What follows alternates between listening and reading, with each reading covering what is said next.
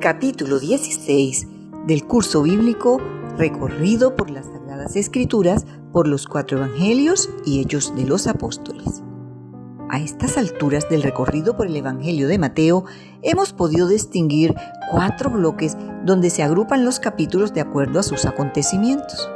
En el primer bloque observamos que desde el principio el evangelista nos cuenta los sucesos extraordinarios del nacimiento de Jesús con el cumplimiento de todas las profecías del Antiguo Testamento y que al cumplir 30 años inicia su ministerio al escoger a sus 12 discípulos y empieza a enseñar todo lo concerniente al establecimiento del reino de los cielos con sus leyes y privilegios para trastocar a los religiosos de ese tiempo con esa nueva manera de predicar con la que molestaba tanto a los sacerdotes que se resistían al cambio, ya que iba en contra del legalismo y el religiosismo imperante. Por eso les hablaba tan fuerte cuando les decía en Mateo 23:13: ¡Ay de vosotros, escribas y fariseos hipócritas! Porque cerráis el reino de los cielos delante de los hombres, pues ni entráis vosotros ni dejáis entrar a los que están entrando.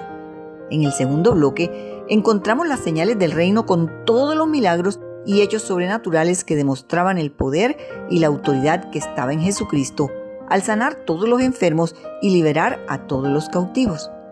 El mismo Juan Bautista le mandó a preguntar en Mateo 11:4: ¿Eres tú aquel que había de venir o esperamos a otro?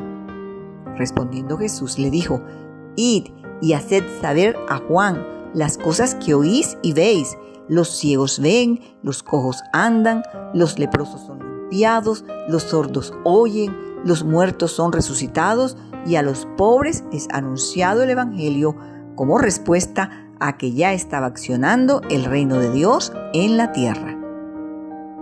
El tercer bloque, el Divino Maestro, se dedica a enseñar por medio de parábolas los grandes misterios del plan de salvación de Dios para la humanidad, haciendo comparaciones con asuntos cotidianos y naturales para revelar los asuntos sobrenaturales.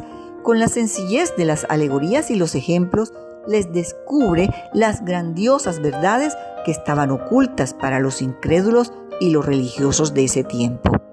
Es fascinante escuchar de su propia voz la explicación de cada una de ellas y la aplicación para ese tiempo y para el tiempo de su segunda venida.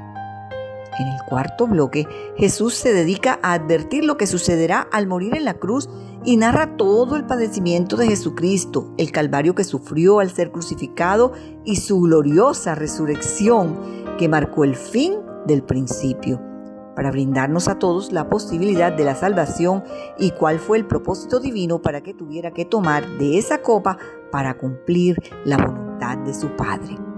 Tal como lo narra el evangelista en el capítulo 26 en los versos 42, que Jesús oró por segunda vez diciendo: Padre mío, si no puede pasar de mí esta copa sin que yo la beba, hágase tu voluntad.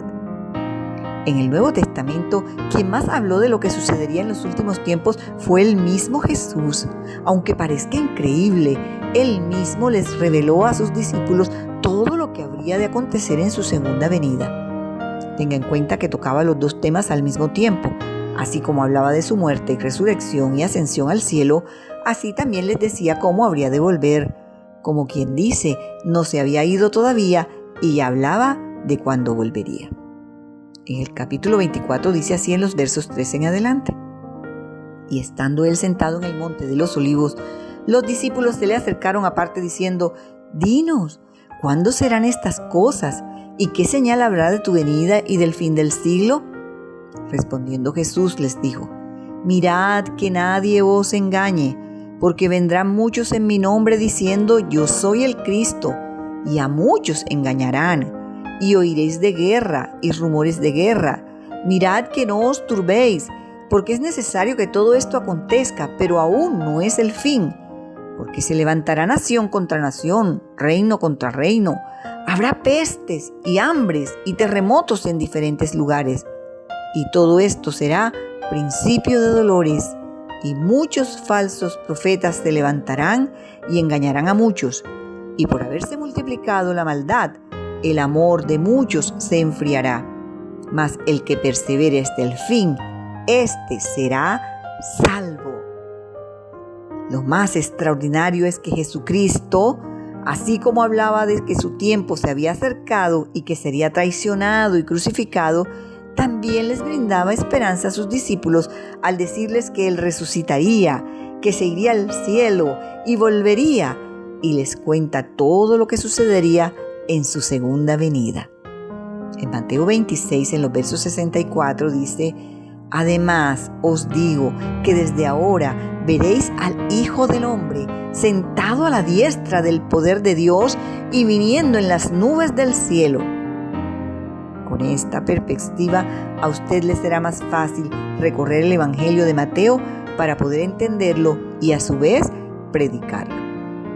Que no se diga que no fueron advertidos de lo que habría de acontecer, porque el mismo Jesús se encargó de predicar por medio de parábolas que el reino de los cielos se había acercado y que en el juicio venidero serán separados los salvos y los pecadores serán echados en el fuego eterno.